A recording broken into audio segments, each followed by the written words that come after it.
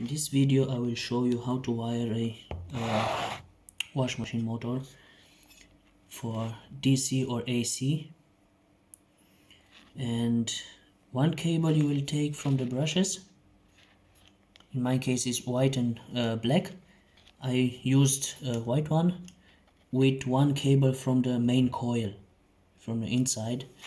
I took the red one down here, so I put them together like a bridge, and the other cable from the brushes, whatever you want to have, you want to have it, black or white or what is in your case, whatever color is in your case, and you take one of the brushes, one of the main coil, you let them like this free to use them for plus and minus.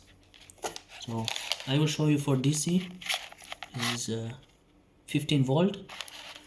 Plug it in,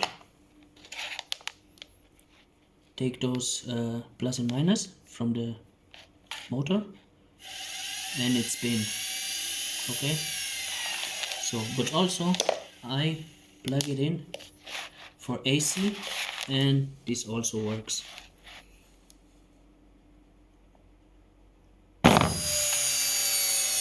Okay, so